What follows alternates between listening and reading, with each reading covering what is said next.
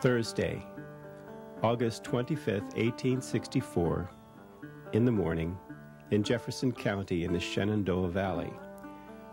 40,000 Union soldiers are headquartered at Halltown, facing a smaller Confederate force in and around Winchester. The war is becoming nastier, and the Union's cavalry is finally getting almost as skilled and daring as the famed Southern Cavaliers.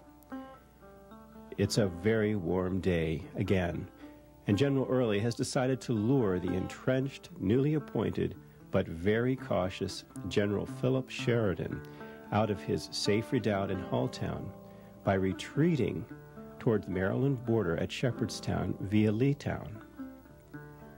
Of course, Early's real plan is to use that as a cover for a march towards Martinsburg.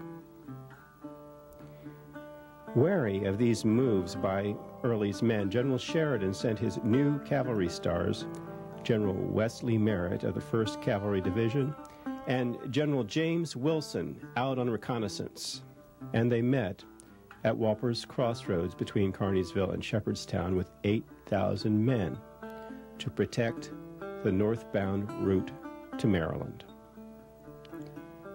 Then they began easing carefully south down the Pike.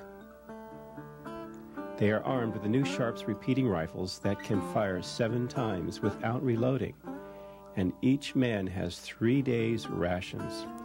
They are ready for the hunt.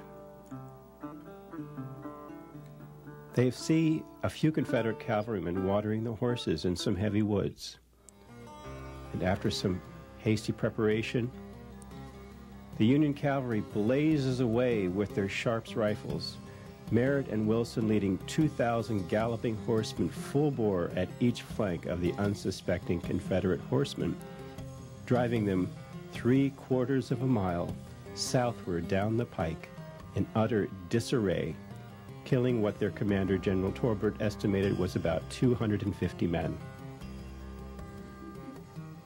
General Stonewall Jackson's famed mapmaker, Jedediah Hotchkiss, wrote in his diary, "We had quite a heavy skirmish with them.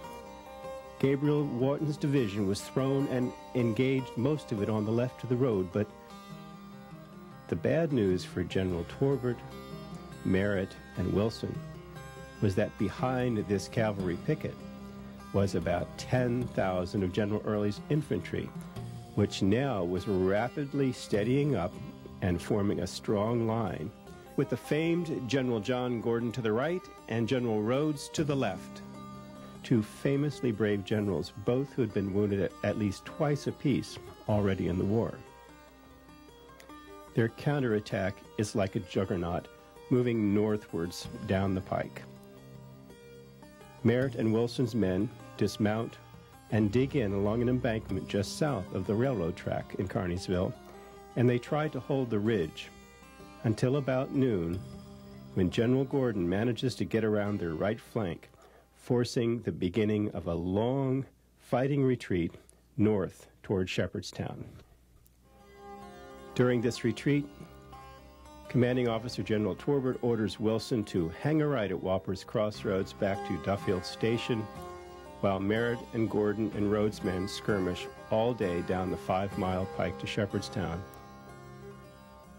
Around 3 in the afternoon, as the fighting edged toward Shepherdstown, General Merritt made one last stand, and his men were quickly crushed. A Major Charles Dean wrote, "We were attacked and nearly surrounded and had to cut our way out through to the river. But during this fight, General Gordon caught a saber slash on his face." Hotchkiss remembered, "As the night fell, General Gordon gallantly dashed on, the blood streaming over him. We finally drove the Yankee cavalry in every direction and encamped at night near Shepherdstown. We, too, had lost a good many." All told, for August 25th, the Union forces lost 10 men, 90 wounded, with another 100 men unaccounted for.